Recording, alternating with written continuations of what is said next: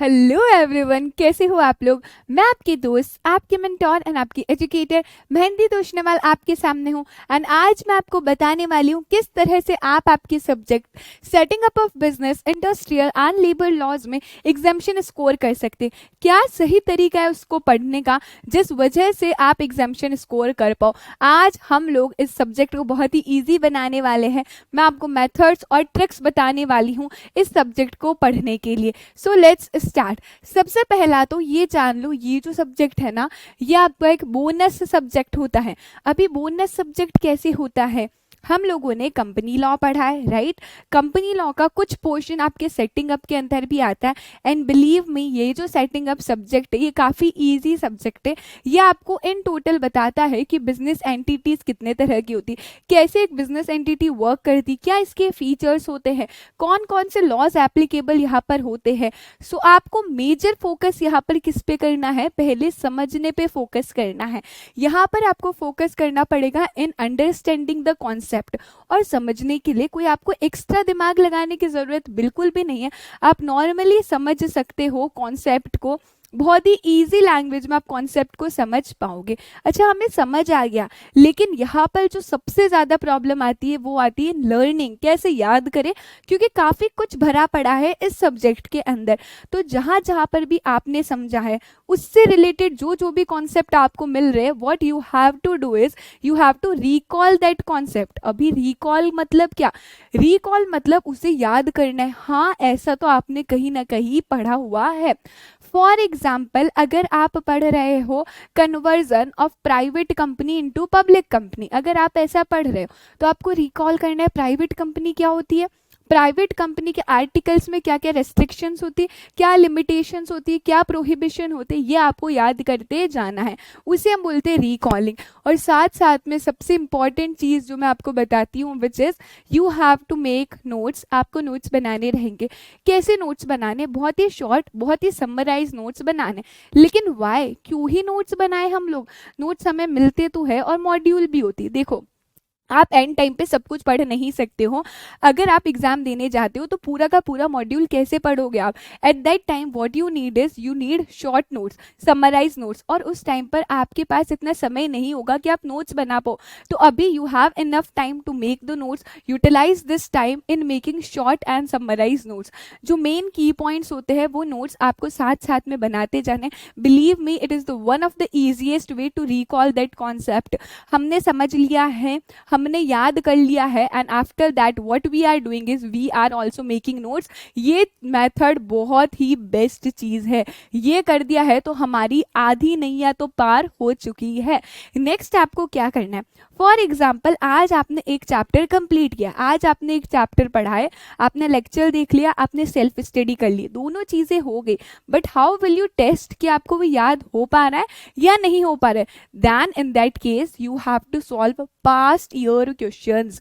हर एक चैप्टर से रिलेटेड जो भी उसका पास्ट ईयर क्वेश्चन आया गया है, आपको वो क्वेश्चंस को सॉल्व करना है। क्या अभी से सॉल्व करना है? यस, फ्रॉम नाउ ऑनवर्ड्स आपको वो सॉल्व करना स्टार्ट करना है। You don't need to wait for the last moment जब आपके एग्जाम्स आने वाले, आपको अभी से स्टार्ट कर देना है। फॉर एग्जाम्पल, अगर आपका चैप्टर नंबर 1 हुआ है सिलेक्शन ऑफ बिजनेस एंटिटीज, हमने ये चैप्टर पढ़ लिया, इससे रिलेटेड जो भी पास्ट ईयर क्वेश्चंस पूछे गए उस क्वेश्चन को आप सॉल्व करेंगे एंड देखेंगे are you able to recall those concept, क्या आपको समझ आ रहा है। इससे दो बेनिफिट होंगे। सबसे पहला, आप याद कर पाओगे, दूसरा you will get to know the idea कि किस तरह के क्वेश्चंस एग्जाम्स में पूछे जाते हैं। अगर आप उसे सॉल्व कर पाओगे तो आपका कॉन्फिडेंस ऑटोमेटिकली इंक्रीज यहाँ पर हो जाएगा। Next and it is the most important, अगर आपने ये कर लिया है तो बाकी चीजें इजी हो जाती है। विच इज, जब भी आप लेक्चर्स देखते हो your entire focus should be on the lecture only. आपका ध्यान इधर उधर डिस्ट्रैक्ट नहीं होना चाहिए। लेक्चर्स में आपका बेस क्लियर होता है तो आपका फोकस, आपका कॉन्सेंट्रेशन सिर्फ और सिर्फ उसी लेक्चर पर होना चाहिए। इसका ध्यान रखना है। अगर आपको लेक्चर में समझ नहीं आया देन बहुत मुश्किल हो जाता है उस कॉन्सेप्ट को, उस चैप्टर को फिर से समझना। तो बेस बनाने के लिए what you have to do is आपको लेक्चर्स पे पूरा ध्यान देना है, प्रॉपरली फोकस करना है एंड प्रॉपर कंसंट्रेशन के साथ खुलना है, सुनना रहेगा आपको आपके लेक्चर्स को। एक बार आपने लेक्चर सुन लिया, फिर हम क्या कर रहे हैं, समझ लिया हमने, हम रिकॉल कर रहे हैं, हम याद कर रहे हैं, हम नोट्स भी बना रहे हैं और साथ साथ हम क्वेश्चन पेपर्स भी सॉल्व कर रहे हैं उस चैप्टर से रिलेटेड, जो पास्ट ईयर में क्वेश्चंस आए थे हम वो भी कर रहे हैं। अभी तुम ही मुझे बताओ क्या चीज़ रह गई है आपके सेटिंग अप को ईजी ना बनाने के लिए।